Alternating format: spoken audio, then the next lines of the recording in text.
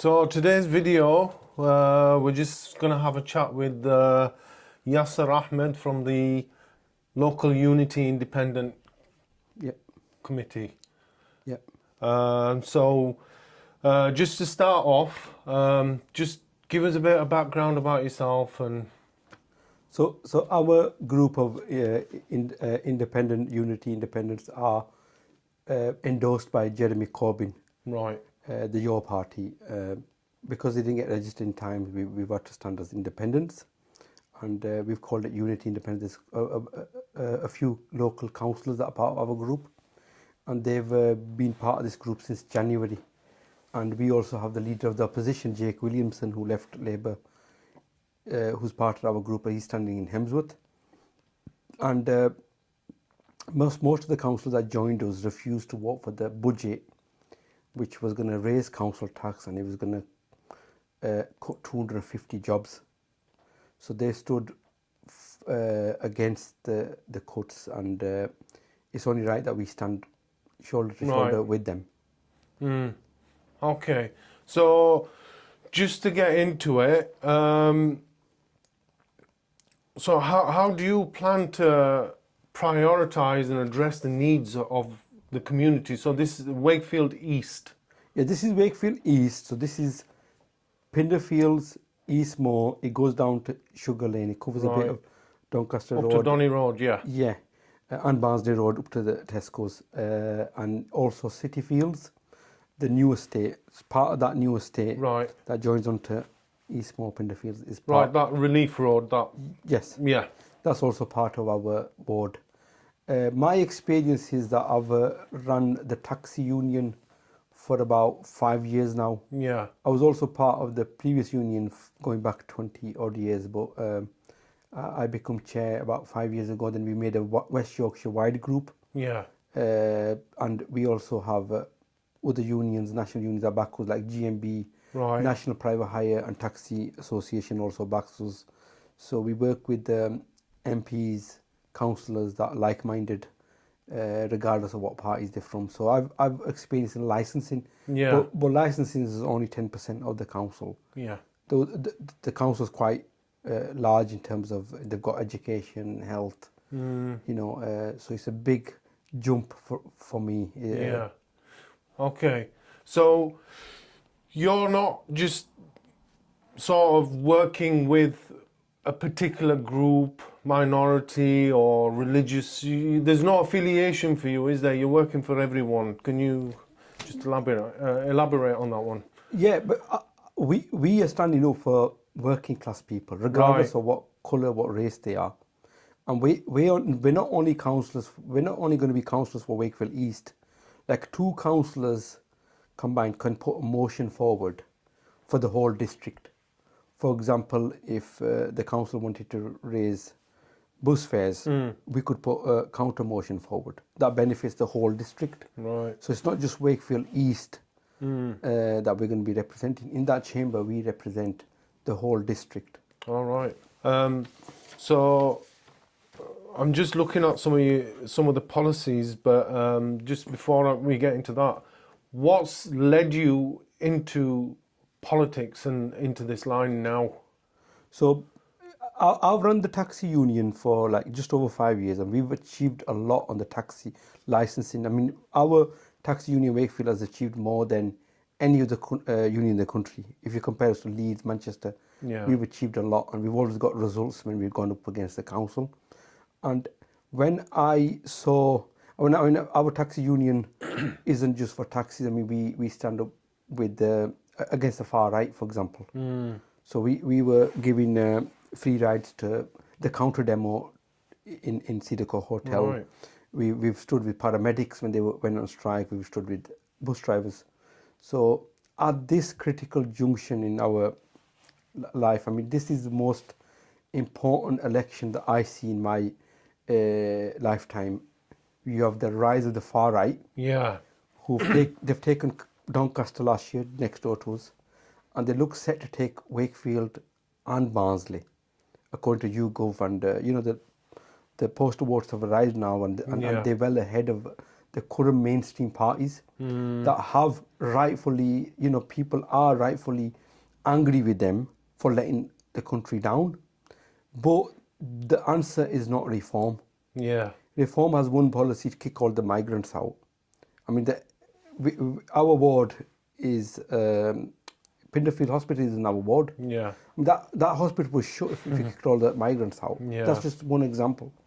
And taxing the rich, even 1% tax on the rich. I know that's a national policy, but we have MPs in Parliament that represent us, like Jeremy Corbyn, Zara Sultana, and these corporations that don't pay taxes because they're registered abroad or whatever reason. Yeah. If the government taxed them, that would give them enough money for the local councils, the NHS. Even 1% tax would cover that. So we joined politics to counter the threat of the far right and to stand up to them. Right. Okay. And I know from talking to my friends, they've told me some of the work that you've done with, where you stood up for the taxis and made changes. But like we were just talking off air as well, that there's no particular affiliation, no sort of reward for you, as in, for example, certain candidates, they might have a vested interest in funding. So they don't want to upset the people who fund them. So, but for you, that's not the case, is it? No, I have no interest in any. I mean, no one funds me, no one funds us, our organisation. We're totally independent. We don't rely on council funding or so we can more or less say whatever we want. And I mean, there's no conflict of interest with us. So same thing with the taxis. Whenever someone came to me, it doesn't matter what colour he was, what caste he was. For me, it was the driver, and I went out of my way to help that person. So I'm looking at some of the things that you say you'll focus on. You've got play area in Barden Park on Eastmoor. So what's the situation with that? So Barden Park's located at the far end of Eastmoor. It was a park years ago, and then it got vandalised and it's been left. Some of the Labour councils about 5 years ago promised to regenerate that area, and but no, nothing's been done. I know there was a consultation, but some people, there were lack of investment. So that consultation didn't go any further. But what we're trying to do is regenerate that park. With the budget that comes, the ward gets from yearly. Every ward gets a certain amount of money. We want to regenerate that park, but we want to make it safe. So we want CCTV first. So it doesn't get vandalised. There's no point spending money on it, and then it gets vandalised again. And the main thing is that we want our kids to feel safe. So if the CCTV in place. And then it would benefit the whole. It's a deterrent, isn't it? Yes. I mean, everybody's promising, fixing our roads and, tackling parking problems and improving road safety. I mean, that everybody's saying those things. So you're also going to look into that, and our roads are terrible. There's a lot of potholes, and that's causing damage to cars, the environment. So I think tackling the roads, it is a major issue for the residents. And parking has been an issue, but we are working with this local schools, with the local mosques. Like, for example, the mosque could lend the car park to the school at 8 o'clock in the morning. Because we've had people complaining that the emergency services were blocked on Brunswick Street when people go to drop the children off at St Yeah. Mary's School. So wouldn't it be better if they parked at the mosque car park Mm. and walked down with the kids, and they could work together Yeah. with one Yeah. another. Yeah. These are potential solutions, and like you say, So I like the idea that you want everybody to work together here. You know. Yes, absolutely. Yeah. Okay. So, is there anything else that you want to add before we wrap up? No, I just think that it's going to be difficult because normally a councillor gets 3-year term, but it's an all-out election this year, so we could end up with 1 year, for example, and that's pressure because we've got to deliver. For us, it's important that we deliver results at the end of Yeah. it. There's no point getting elected and then for the sake of getting elected. Yeah. We've got to deliver. So we've looked at issues. For example, there's the issues with the parking around the mosques. There's issues with the graveyard. There's issues with the school parking. So we've looked at issues that we need to be dealing with straight away. Yeah. And we've done some homework around that. But at the same time, if the far right get in with the massive majority, we've got to work together with all stakeholders. We've got to get the schools on board, we've got to get the mosques on board, we've got to get the governors on board, we've got to get all the political parties in the opposition on board. Yeah. For example, the Liberal Democrats, we've got to work with the Greens, even with the unions, Yeah. to push back against the threat of the far right. Yeah. And the only way we're going to do this if there's unity, if we all come together, regardless of which sect you're from, which Yeah. mosque you're from, or what colour you are. Yeah. We've got to come together and push back. And when we won our issues with the taxis, Yeah. the main force behind us was our membership that was on the streets Yeah. pushing us. I mean, a football team can only do well if the fans cheer them on. If they're roaring on them on, aren't they? Exactly, yeah. So our main support is the public. Yeah. And if the public come out and support us outside town hall, Yeah. there's no motion that we can't get past. And as far as the far right are concerned, right, even if they do get a majority like they have in Doncaster next door to us, there is mechanisms to stop them. There's committees, there's there's legal mechanisms to stop them, and they don't have a clue on running the council. Imagine if they got a hold of the council, they wouldn't be able to run it. Yeah. So yeah, we just want unity, and we want to bring everyone together, regardless of what your differences were in the past. Yeah. We've got to put them to the side. Okay. Yeah. I mean, I've known you for a while.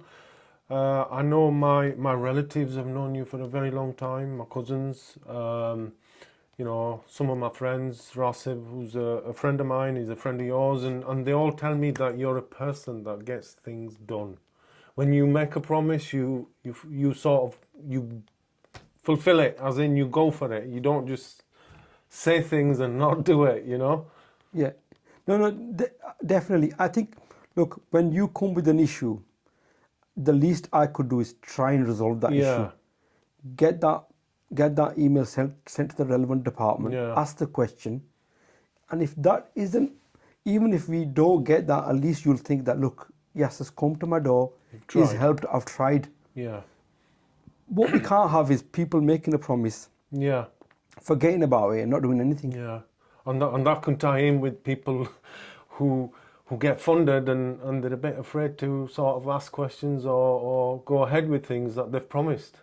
Exactly. The thing is, if you're part of a political party that's running the council, you're not going to call out your own council. Yeah. You're going to be afraid to call out if a school's failed. Yeah. You're going to be afraid to call that out because the party leader would whip you. Yeah. Or if you're getting funding for a certain centre, you're going to be afraid to call that the council out because they could stop the funding for it. So just to finish off, the thing with you've grown up here, I've grown up here. I think we're both alike. We don't have any affiliation with any sort of religious. Within the religion, you have denomination, you have sects or groups, if you want to call them. I don't, and then on top of that we have, I think I heard you say it, Brotherlyism, Yeah, right, which is a big problem. I'm not bothered. I don't care what where you.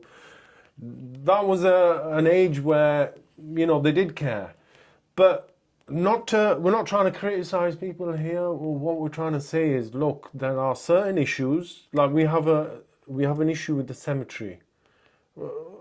Muslims burial, it's a particular right and an act, at end of your life. So going forward, would you advise everyone to come together, especially youth, because it's not just our future, but it's our children's future, isn't it? exactly. Yeah, in terms of, so you mentioned the cemetery.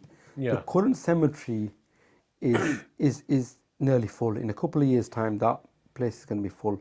So it's important for us as Muslims to get a burial place. That's our the number one priority for us as a Muslim. Yeah. That we get, and we pay for this service. It's not as if this service free, is it? No. is free. No, it's one of the most expensive burial service in the country. Our council charges way higher more than other councils. So we need to get some alternative. There needs to be a contingency plan in case this place is full. Yeah. So yeah, that's the first thing. And you're right. I mean, we need unity, regardless of what caste you're from, regardless of which mosque you pray at. Yeah. That's regardless. Irrelevant. It's irrelevant. I mean, I don't have an issue with anyone. Regardless of what their background is. We've got to be there to help people, and unity is the key. Without unity, we're not going to achieve anything. Yeah. If we don't stand together today, our futures, our children's futures, it's going to impact, isn't it? Absolutely. I mean, back to East Ward. East Ward, there's 21 wards in the whole district, and there's 3 councillors in each ward. Yeah. East Ward is the most deprived ward in the whole district. It doesn't get a look in.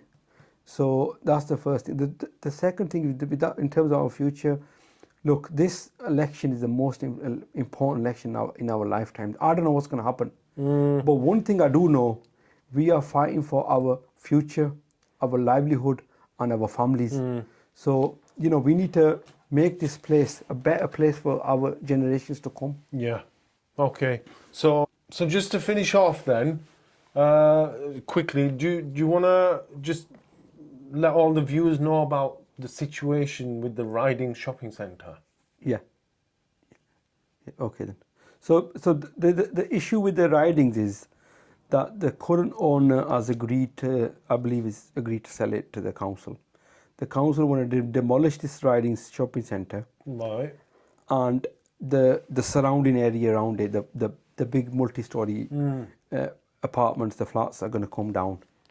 What I think is happening is the council is trying to rush this through before the election, and what we need is a consultation. We need to ask the people what is best, and we need to know how much money there is.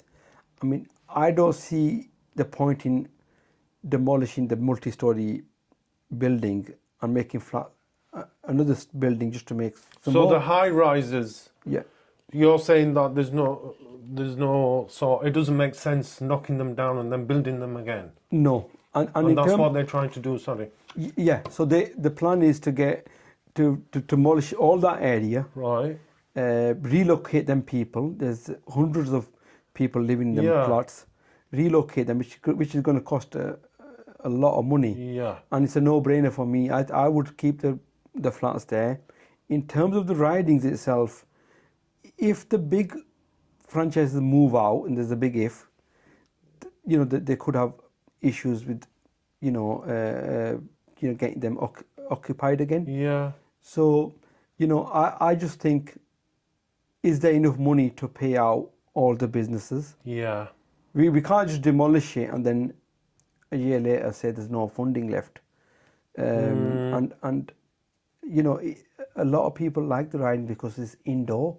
Yeah. It's for the old people like that place because it's warm, and they want to go somewhere where they can have a cup of tea, have something Yeah. to eat.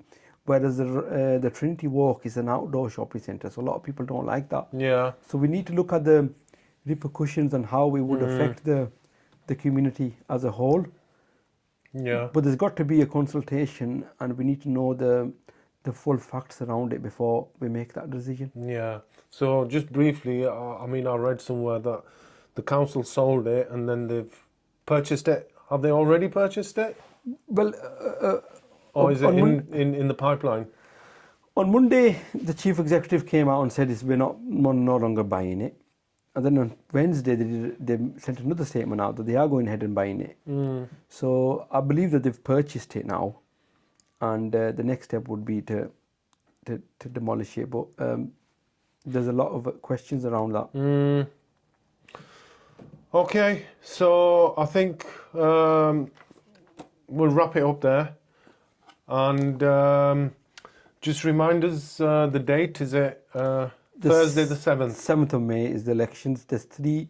So this normally you have one choice out of 6. This time there's going to be 18 candidates, and you can choose up to 3 people. So the Unity's first candidate is myself, Yasar Ahmed. Yeah. And then there's Safia Ilyas, Yeah. who also lives in the community, and Right. she's a school governor. And then you have Rabina Khan, who works at the school, and she's also a driving instructor. She also lives in the community. Right. Okay. So I would urge people to vote for change. Right. Brilliant. Okay. So get yourselves down there on 7th of May and vote for Unity Independence.